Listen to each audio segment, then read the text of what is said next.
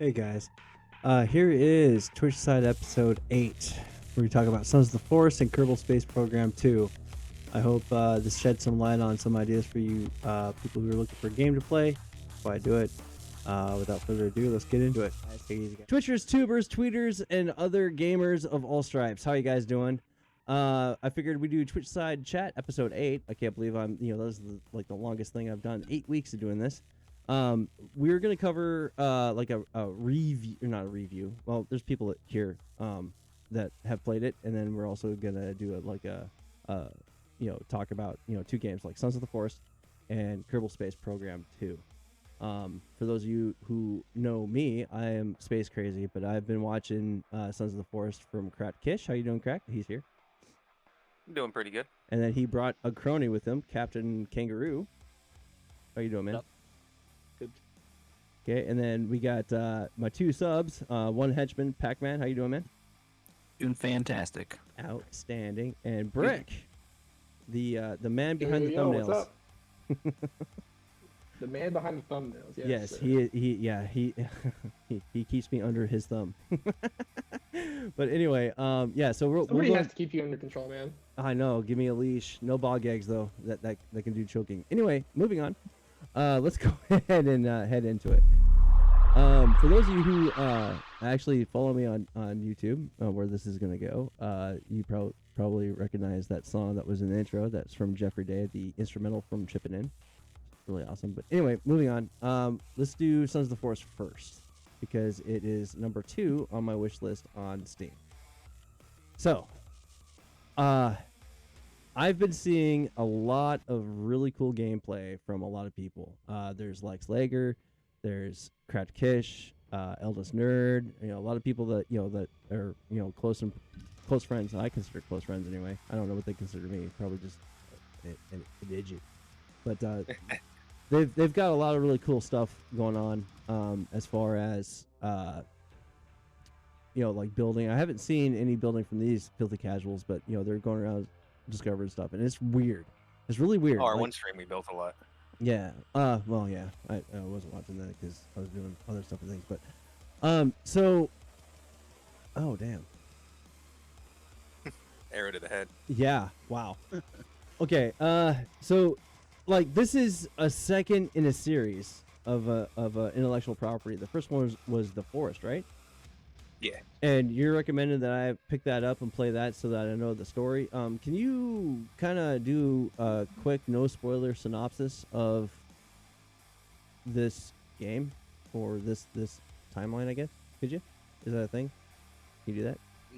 Like for the story of the first one or for the second one? Yes. Yes. It's both.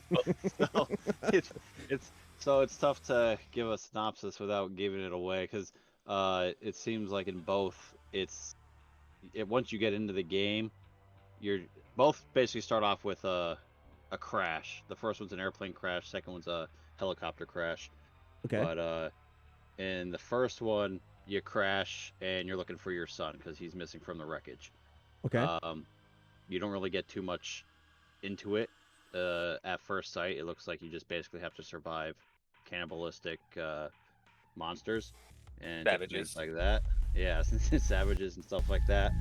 So you don't really find too much out about the story unless you really explore, and that's one of the cool things about the first one is unless you're exploring, you're not even gonna know there's a story there. So you really have to be like into it and That's investigative in order you kind of got to find the story out yourself. So it's this is just The Forest. So this is a game that really doesn't hold your hand. It basically puts it up to, oh my god, he got Sure did. So basically this is a game that does not hold your hand. That's like it's kind of cool. There's a lot of games that I played that didn't really hold your hand. It just left it up to the player to do whatever he wanted to do and then discover whatever he wanted to discover.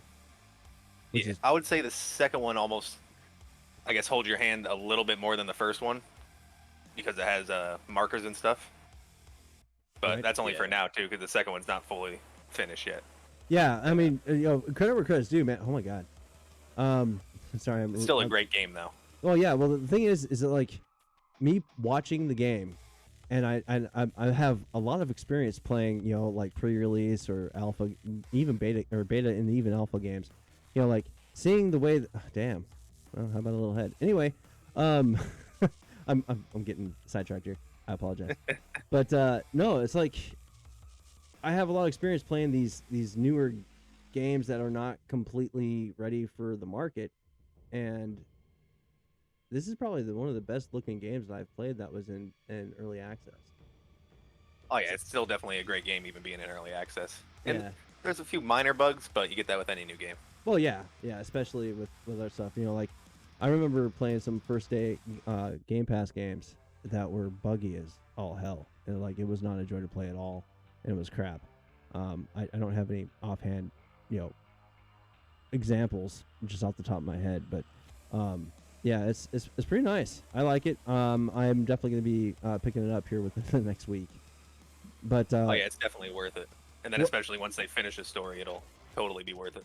Right, So and they got an initial story right now that basically just I guess get you into it, and it's To make the fans happy. very similar to the first one. Basically, your team going in to search for this upper echelon family and their daughter, and then you wreck, and then that's when the fun begins. yeah. So like, Doesn't sound like you need to play the first to understand the second at all. No, it's just It helps kind you of understand it same a little bit toward premise. the end. Yeah, like if once you really get into it, then you'll kind of understand like the monsters and where they came from. And the first one kind of alludes to it. The second one kind of clarifies it. Okay.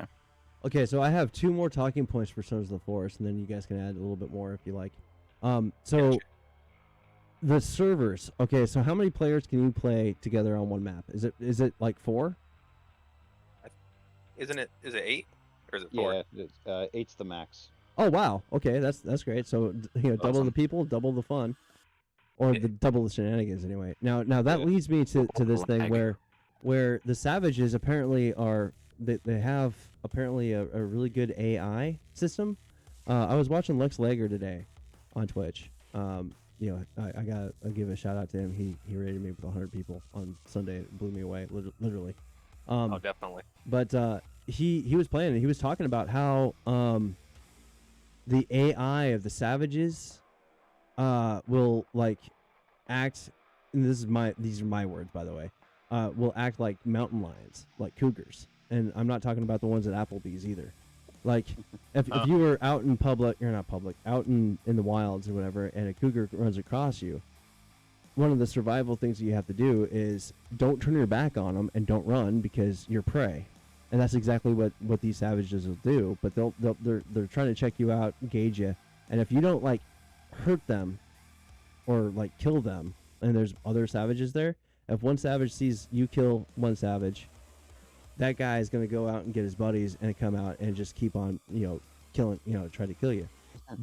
And that's they get pretty mad and if it's they see you kill one of their own. yeah, and they remember that for that server. So like, Yeah. if you got one person who comes incorrect, the savage would be like, yeah, we're gonna these newcomers are no good. In the judge, jury, execution courtroom of the forest, you have been found wanting. And but Yeah. and then there's other That's why they players don't like us. oh sorry, go ahead. So that's why they don't like us then. Yeah. Yeah. I noticed that the first time we were playing it, they seemed to just kind of watch it and stuff until we killed the first one. Then they kind of started going nuts. Yeah. So like that's kind of a cool thing. Be like, like, all right, we have rules here. let's we're not complete savages. Let's keep our civilization going. Don't I mean, they're not like us, but they're intelligent. And then also on top of that, like if you're not aware of what's going on, like you'll hear a scream, you look around, and if you don't look around and you don't see them coming, they'll murk you, because whatever. But if you turn around and you look at them and they see what's in your hands, they'll actually pull up short and just kind of back off a little bit, because now they know that that they're there. So it's like it's almost like the same thing, just like a cougar. If you don't know, cougars are ambush predators. So like if you don't know they're there, you're done, right? Yeah, and it does seem like if they're behind you and hidden, they'll come up and attack you. But if you're looking at them, they kind of just look back at you and examine you, as long as you don't go at them. if you go at them, then like if you walk up to them, Yeah, and then they'll pretty much. not to be confused with the mutants. Those well, what the hell are they called? They're not. Yeah, I saw one in one of these videos. I mean, here. mutants works good. Yeah, that's 'Cause basically. I was gonna say for the savages, there's almost like 2 different types of them too. Right. There's like the really feral ones, and then the ones that just examine you. Okay. That's all. Oh, one question. Who the hell is this 3-legged, 3-armed chick that I'm always seeing? What's her story? That's Virginia. So she is actually the daughter of the Is that a crossbow? family. Whoa, hold up. That's a crossbow that we have yet to find yet, but yeah, that's Oh a hell crossbow. yeah! But yeah. So Virginia's the daughter of the family you're trying to look for. She's Okay. technically one of the people. Why Yeah, that you're does looking for. she have extra limbs? What's up with that crap? That don't we have not explain found out yet. Yeah, I don't know if there's any part in the story that will explain it. Really? Oh, okay. So Yeah. spoiler. Got it. All right, Yeah. I'll shut up now. Well, it's not even a spoiler because we have no idea. 'Cause They don't. That's fair. They don't even explain it It yet, so would be. it's to be determined, I guess. Right. But she is. She's not an enemy. No, Yeah. se. not at all. Per se. Yeah. All right. Oh, what was that? What was that, Pac-Man? I heard you blip up. What? Oh no, he just said per se. Oh, okay. So. No, and yeah, there's 8 people per server, but you do get a companion too that walks around with you. Oh, that's like in the what, game. Clive or Earl or Kelvin. Kelvin. Yeah. Okay. What's left of them? Yeah. It's terrible. It's terrible. All right, so that's But yeah, all it's a I great got. game all in all. Yeah, that's definitely. I'm gonna be getting that in the rotation sometime, probably in the next couple weeks. I just gonna need to get it first. So that's what I got. You can see Small Land. It is gonna be coming out next month, the end of next month. I'm definitely planning. The end to of get it. this month. Yeah, I was just telling Captain Oh, yeah, about that huh. one. Yeah, I keep on thinking it's February. So up next is Kerbal Space Program 2. The reason why I wanted to cover this, and by the way, full disclaimer, Sons of the Forest, very positive. From what I've seen about it, being an early access game is pretty damn nice, and yeah, I'm gonna play it, and I'm gonna show it. Up next, Kerbal Space Program 2 is mixed because it's a mixed bag with space simulation games, but I wanted to cover this because I am me and I like spacey stuff. But this thing here, I watched the video before I went to work today, and this thing, there was some things that I saw in the subtext down below where I'm like, what? And I'll kind of show it off, but it's basically trial and error. It's basically a cartoon version. For those of you who aren't familiar with Kerbal Space Program 1, it's basically a cartoon version of physics for NASA. You have to solve for the rocket equation. You have to solve for like the fuel to thrust ratio and the nozzles and all that happy shit. It's pretty cool, actually. Oh yeah, I can't have that music. Turn off. There we go.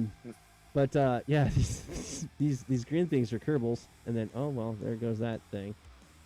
Oh, okay. I just thought Kerbal was a place. No, Kerbal is The race. The race, yeah. I God. thought it was a single like alien Yeah. And then itself. okay, all right, right here. Interstellar Whoa. travel, Uh-oh. colonies, and multiplayer will not be available on the game's initial release date, but will be added to the game during early access. Interstellar travel, colonies, and multiplayer. Multiplayer. Hell yeah. Interstellar travel? I mean, come on. I'm not hearing any excitement from you fellas. I never really played the first one too much, so I wouldn't know what Okay. to expect from this one. But Well, all right. Sounds I So, cool. apologize. I was in the zone on something else because I love space and I was focused on something else. No, I was kind of looking at the game. It does look like a cool game. My first impression, like I was just looking through images, and one of them was these guys are just sitting outside of a rocket, and I was like, oh, those are space minions because they kind of look like little minions. But yeah, it definitely does look like a cool game where you get to build the rockets, the ships, the planetary vehicles and stuff like that. Yeah, you and I talked about this earlier, but it does look like a very enjoyable game. But see, like, there's many different ways to screw up in this game, right? Hey, Star Fox. But like, it allows you to fail, which is great. But you gotta like figure the things out. Now, like on the first game, you can actually recreate the space shuttle. It's like a DLC type thing, and you got stages where you can actually reenact like the American space shuttle and whatnot, which was kind of neat. It's not an arcade game. I'll tell you that. Don't let the cartoony thing look stir you any different. But it's hard, but it gives you that real good sense of accomplishment when you actually do something. Like I remember when I first was able to get into orbit in the first game, and it's like, yeah, it's dope as shit. But yeah, I just thought I'd kind of highlight that because no one's really talking about it being multiplayer and interstellar stuff. But I mean, it looks good. The requirements on here, actually, I thought about buying it today, but yeah, I gotta get my priorities right and get the other one first because those are the Forest. Oh, fair enough. But anyway, Are you on the Steam profile for the game? Looking at the video right now. sorry. So one of the photos, if you scroll over a couple of photos, you can literally see one of the characters, and there's like the spaceship there, just sitting upside down. So that was just kind of funny. Oh yeah. But all right, well that's all I got. You guys gotta have anything to add for those two things, and then I guess some miscellaneous shit too. So